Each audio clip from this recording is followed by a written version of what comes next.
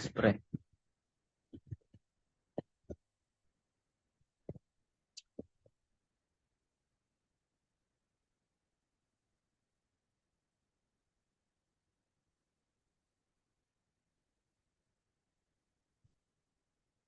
Nalaktawan ba yan? Pre, sumobra.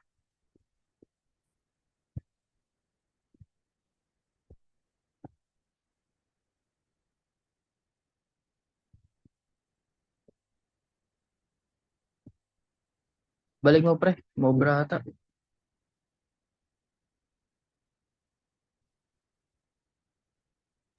Walang sobra pre. Yan talaga yung kasunod oh. Ayan. Kanina sa dining.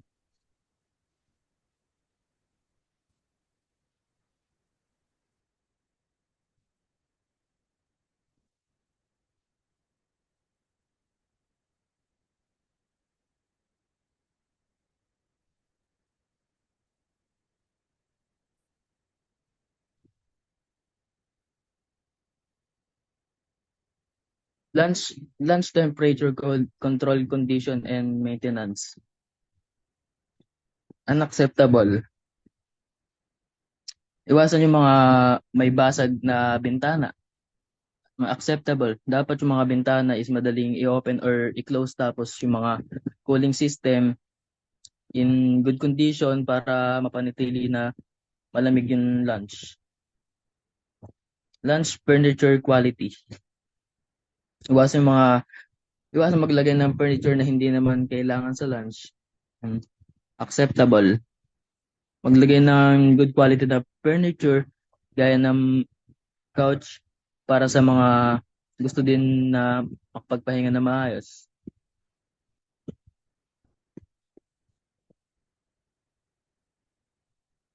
Ano ba yung kasunod naman?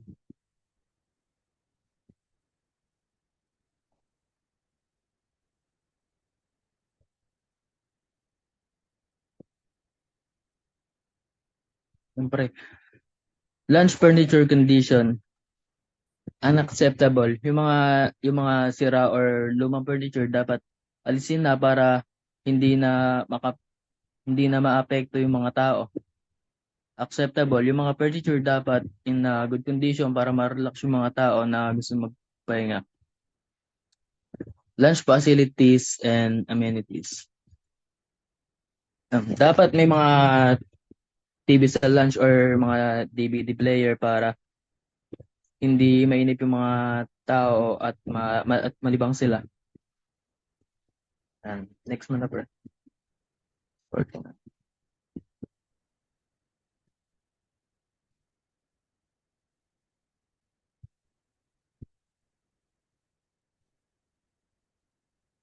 Layout and space. Unacceptable. Dapat huwag masyadong masikip yung space ng kitchen kasi mahirap kumilos kapag maliit yung kitchen. Tapos huwag nang gamitin yung mga lumang gamit at iwasan yung magulo sa kusina. Acceptable.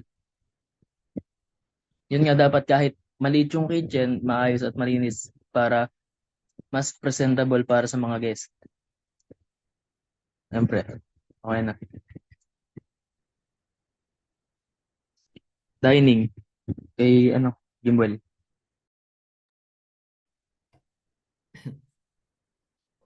Okay na.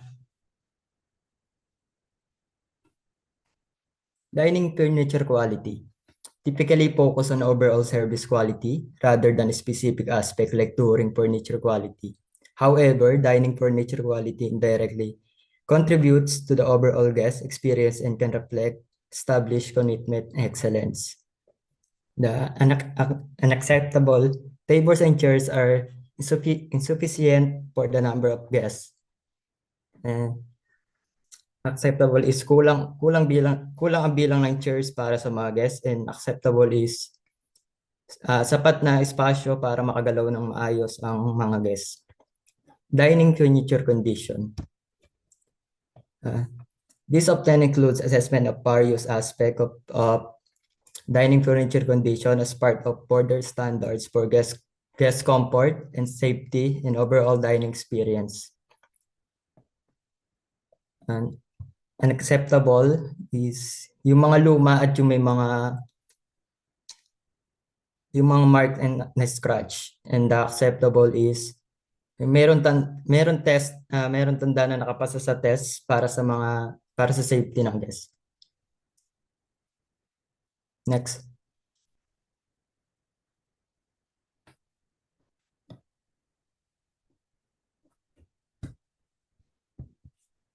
Crockery, cutlery, glassware quality. As part of standard for service excellence, hygiene, and guest satisfaction, isa ito sa mga service para makuha ang satisfaction ng guest.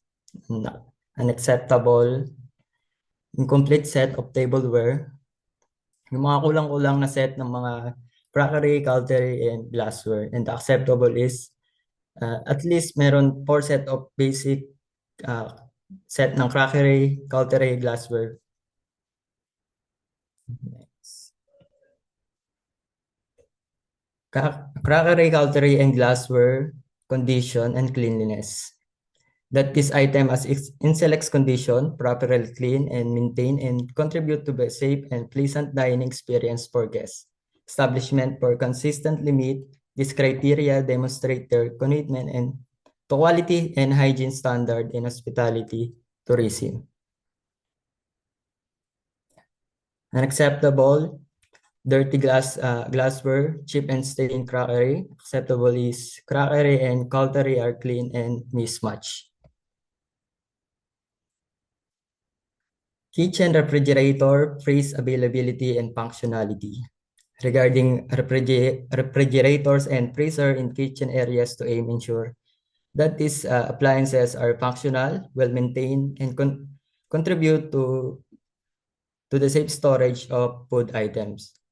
By meeting these criteria, hospitality and tourism establishments demonstrate their commitment to food safety and operational excellence. Unacceptable, refrigerate and freeze is not working, very dirty or not available. Unacceptable is small refrigerator with small ice compartment may be old but functional and basically clean. Kahit na maliit na lalagyanan at matanda na basta gumagana is okay. Stove, oven availability and functionality. Stove and oven in hospitality and tourism establishments aim to ensure that these appliances are available to functional, safe, and contribute to efficient food preparation for service. Unacceptable, stove and or oven is not working, very dirty or otherwise poor condition or not available. Unacceptable, small stove without oven may be old but functional and basically clean. Washing machine, dryer, availability, and functionality. This aim to ensure that these appliances are available, functional, well-maintained, and contribute to efficient housekeeping operation.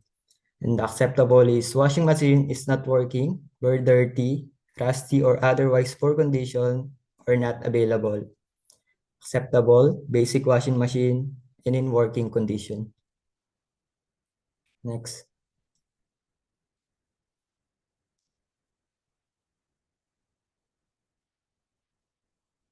Sumobra yata ang isa. Sa ventilation.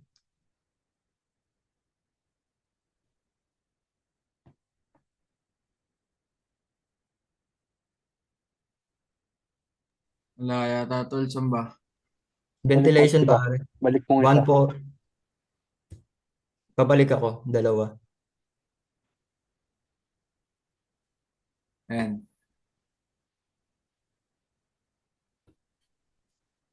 Ayan, Pre, tol. yan talaga yung susunod.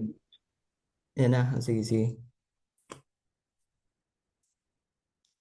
In the context of accreditation criteria for hospitality and tourism establishment, typically refers to a specific standard or guideline related to maintaining cleanliness throughout the facility. Unacceptable, dirty, indicate for the storage or options acceptable.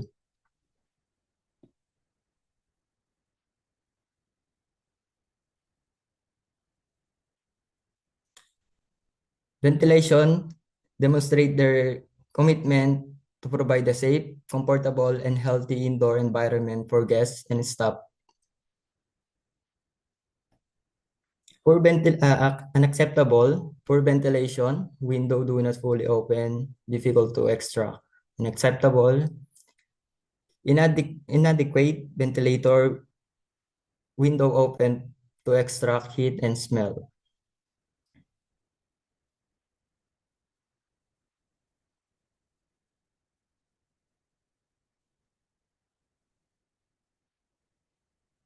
Small appliances availability functionality, a toaster, kettle, electric wine cooler, cooking utensil availability, cooking pots, saucepans, at least a set of 3, frying pan, casserole dish with lid, bowls and service, at least a set of 3, kitchen knives, cooking and serving spoon, chopping board, scissors, etc. points.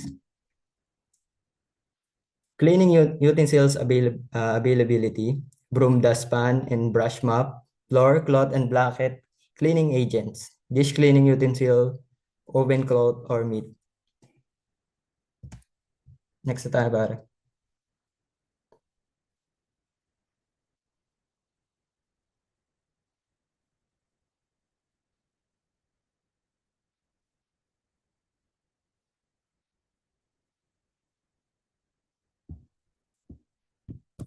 Acceptable, comfortable, but crowded, difficult access for customer and servers. Quality of appliances.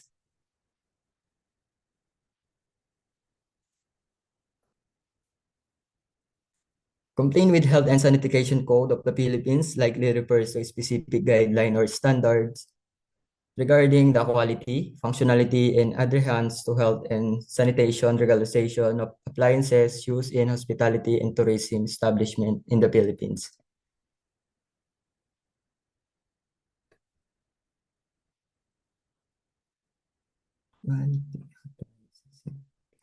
Quality of appliances complying with Health and Sanitation Code of the Philippines. Unacceptable, old appliances, Unity D, but adequate range. Acceptable, accept appliance, but the older, but in working condition.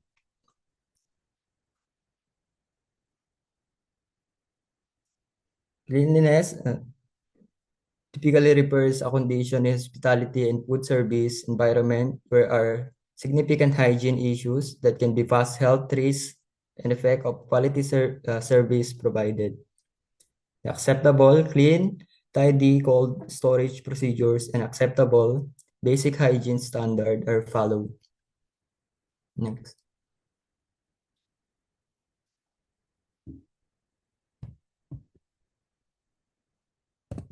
Next na para. Amenities and service. Guest service. Ito yung mga typical natin makikita sa isang hotel. Kasama na dyan yung pre-internet connection available in public areas for guests, housekeeping tear-down service at night, room service availability for minimum of 12 hours, room service 18 to 24 hours, and amenities wellness service. Isa ito sa mga nakikita sa loob ng hotel para sa mga guests kung kailangan nila ng relaxation. Andiyan ang fitness entry on site with cardio machine and trained staff, guest service apartment, kitchen cleaning service, play area with trained staff on duty, room service availability for minimum of 12 hours, caretaker service availability but a minimum of 12 hours, and amenities wellness service fitness center on site with cardio machine and trained staff. Isa.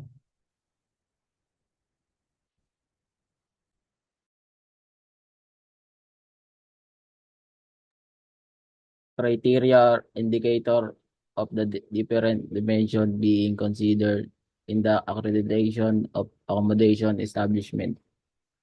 Accreditation process, accommodation establishment hotel, research and apartment hotel provide the accreditation process as follows. Sa section 1 po, sa sino man daw pong tao ng mga partnership partnership, corporation, and other entities na nagnanais or gusto magpatakbo ng negosyo ay kailangan kumuha ng accreditation form sa department. Yung application for accreditation po is gagawing online. Sa section 2 naman po, sinasabi po dito yung department daw po is need magbigay ng list ng document requirements na kailangan ipasa ng mga aplikante bilang bahagi ng process ng accreditation. Sa section 3 naman po, an inspection team shall conduct an audit of the establishment to determine its classification. An oversight committee from the department shall conduct periodic inspection of the classified establishment. So section 4, yung certificate of accreditation po is bibigay daw po ng may visa lamang sa loob ng 2 taon. Maliban kung ito ay mas maagang binabawi ng kagawaran dahil sa hindi pagsunod sa mga patakaran. Sa section 5, yung department po ay maglalabas ng schedule ng mga bayarin para sa accreditation na kailangan sundin ayon sa mga patakaran na nakasaad. Okay, next.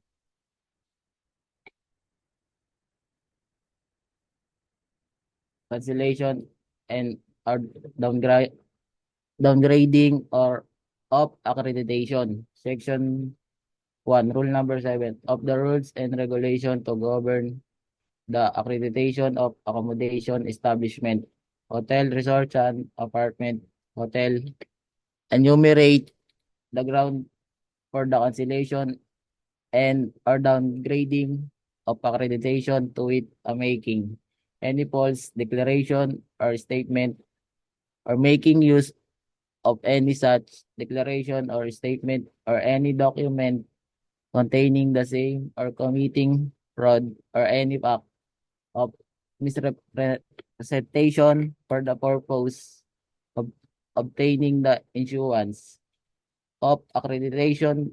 B.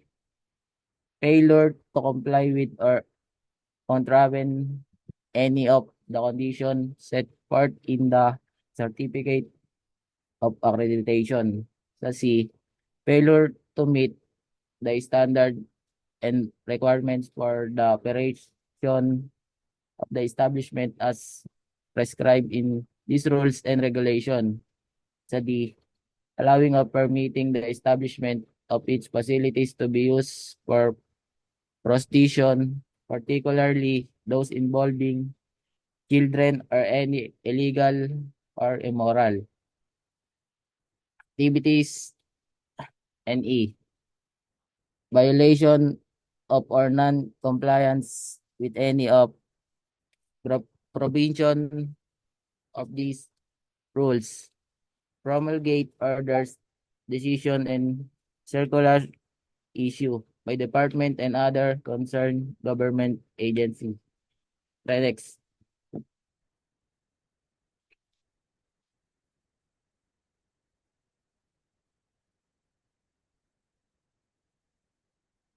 Procedure for the cancellation of accreditation. Section 2, Rule number 7 of the rules and regulation to govern the accreditation of accommodation establishment, hotel, resorts, and apartment. Hotel discuss the procedure for cancellation and or downgrading of accreditation. Assessors shall submit a report with recommendation based on the inspection finding to Office of Tourism, Standard and Regulation, OTSR.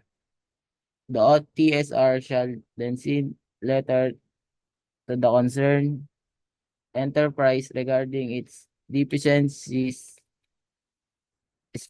specifying a grace the period of minimum of 3 months within which to rectify such finding non-compliance.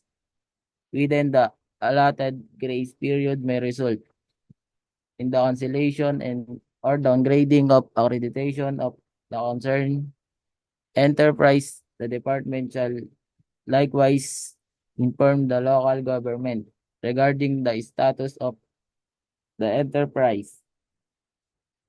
Okay, next.